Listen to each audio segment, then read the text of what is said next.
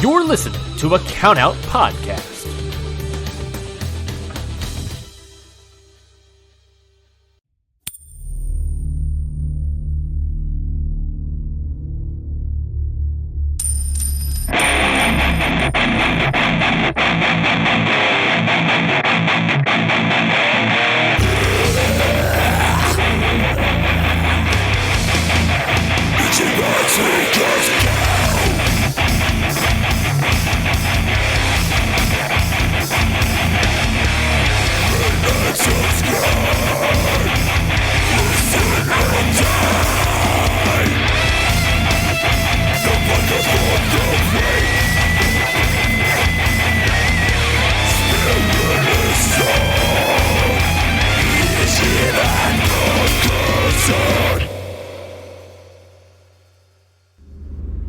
What it is, what's up, and welcome everyone to another tasty, bite-sized episode of G1ndering for this G1 Climax 34 in the year of our Lord 2024.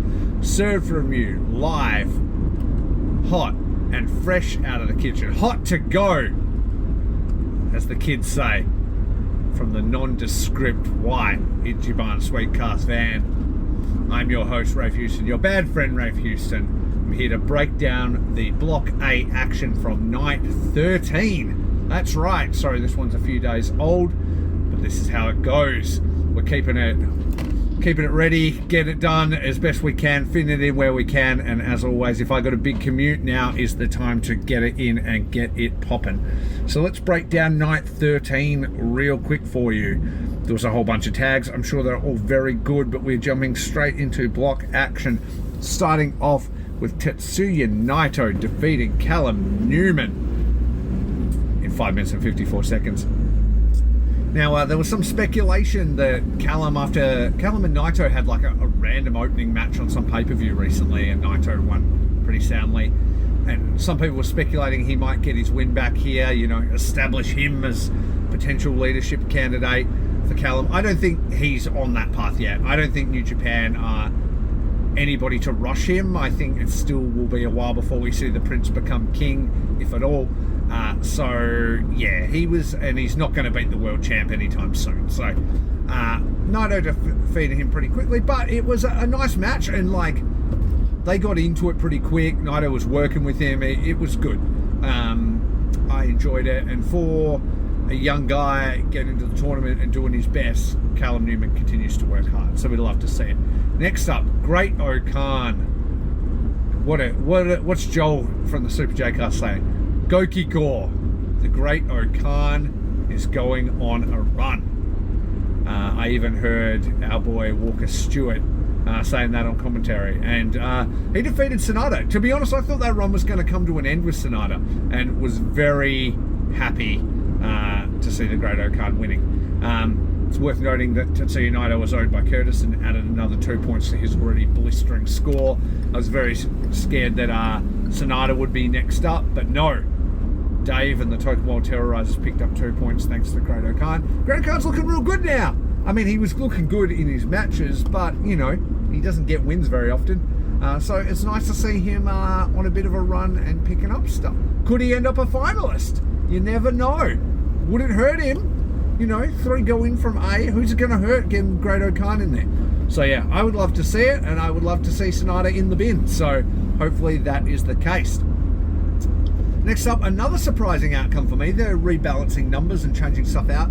But the War Dogs' Jake Lee defeating Shota Umino. And dude, I don't know whether the smellness, as they say over on We Work Stiff, is true, or I'm starting to feel something here, but we get a lot of fire from Shooter, but he ain't getting it done. I thought I'd picked up a dream pick in like the third round when everybody was, smoking crack over on the stiff one and getting guys like Oleg and Newman and stuff in their round, and I thought I got a sure thing with Shooter, but I know he slowed right down, and so maybe the story with him is he can't get it done. He's got every advantage in the world, but he can't make shit happen, so maybe he needs a change of attitude.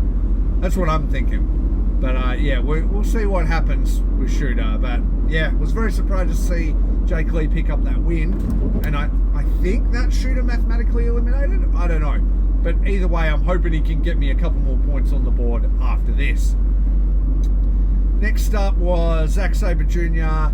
defeating Gabe Kidd via submission. I fucking love this match. Big surprise. Two of my favourite guys in New Japan right now. Love Zack getting me another win. Fuck, he was my number one draft pick. First and foremost, first guy picked in the draft. And is he paying dividends? This was a great match, man. Love the attitude between both of them. Love the pre-match stuff they were saying about each other. Love them going to town. And love, like, Gabe mincing Zack, but Zack giving back as good as he could. And then I love that Zack, Gabe just screaming, like, I'm not going to tap out, and, like, throwing the fingers up, passing out. Now, if you scroll back a few more fucking episodes, I'm trying to remember which match it was, but I talked about Gabe Kidd. I talked about how he has this huge face potential. Oh, it was when, don't remember the exact round, but it was when Shooter versus Gabe. And I said, is there the potential for their rivalry, from what I hear, maybe potential real-life rivalry, turning into a bit of a program for Wrestle Kingdom? And could we see the first successful double turn that I've ever seen since WrestleMania 13 and Bret Hart and Stone Cold Steve Austin? And that, what they did with Zack Sabre Jr. is how you do that with somebody like a Gabe Kidd. You have him go out on his sword, his fighting spirit's too much, he gets beaten, he's not going to tap, but he goes out, standing up, dying.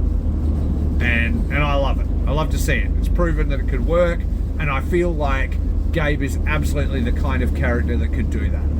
It's starting to rain here in Perth, Western Australia at about 12:18 p.m. So I wonder if you'll be able to hear that. There's been a little bit of... I can barely even see the road, actually.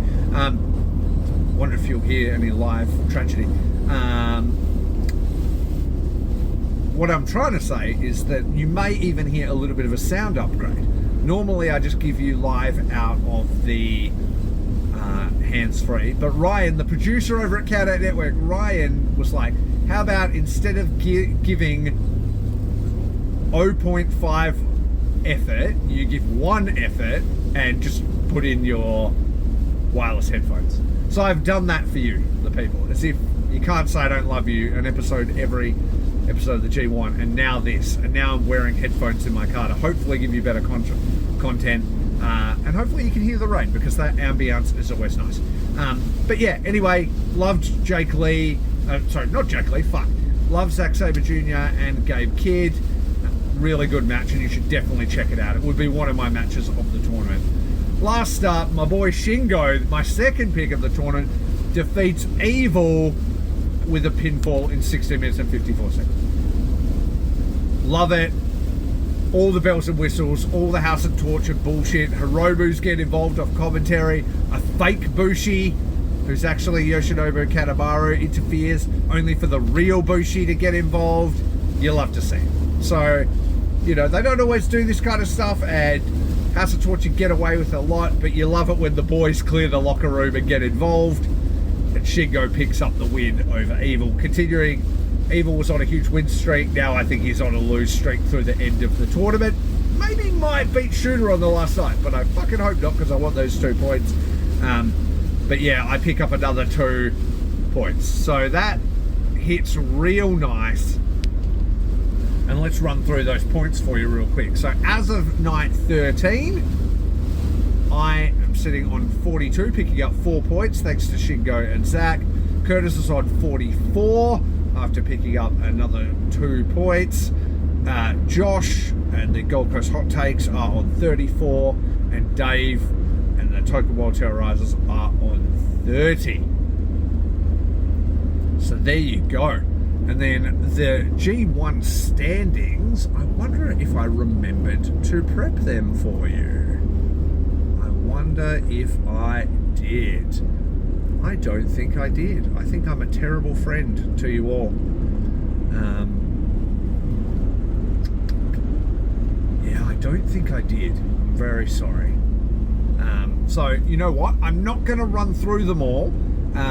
because I don't want to stuff it up. If I look up standings now, there's been another night or two, and I'll probably just end up stuffing it. So forgive me that. Curtis's episode 14 will be up very soon, and I'm sure he will run through it.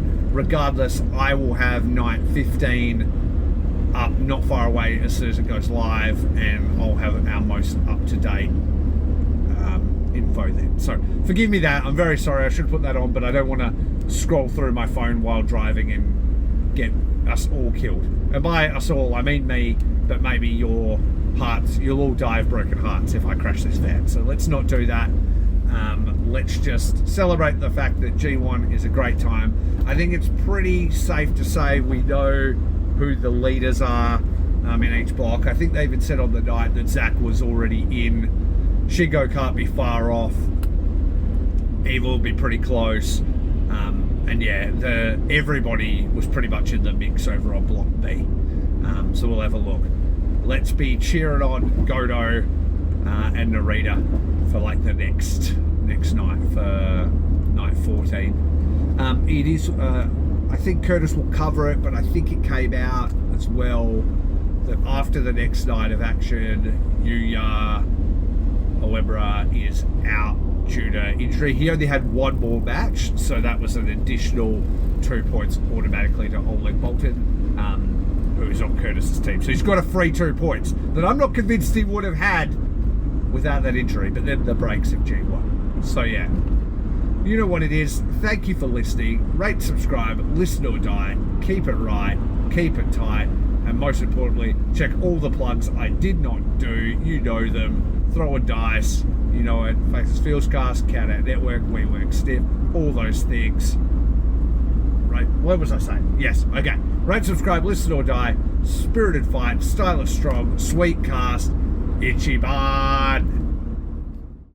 Hi guys, this is Lauren. This is Michael. And this is Your Dose of Death podcast. If you're genuinely curious about the world of deathmatch wrestling, look no further, as me and Mike have you covered on all things in the world of deathmatch wrestling, whether it's interviews, show reviews, or everything in between. We have you covered on all things deathmatch wrestling, whether it's past, present, or future. And you're probably wondering where you can go support us. You can find Your Dose of Death podcast on all major podcast platforms, especially along with the Count Out network of podcasts. And also, you can support us on the Count Out Patreon, as we have exclusive content only on the Patreon for all of our listeners. We hope that you go listen to Your Dose of Death podcast very soon. And see you at the shows. Countout provides a wide variety of bonus content that is right at your fingertips. On the Countout Patreon, our podcasts are creating bonus content exclusively for you, their listener. For only $5 a month, you can watch instant reactions to major shows, watch-alongs, early access to main feed podcasts, some fun goof and gag audio, plus shows from some of the podcasters' outside interests. It's the best way to experience all that the Countout Network has to offer. So head on down to patreon.com/countout to take part in some of the best and most fun content wrestling has to offer. Again, that is patreon.com/countout.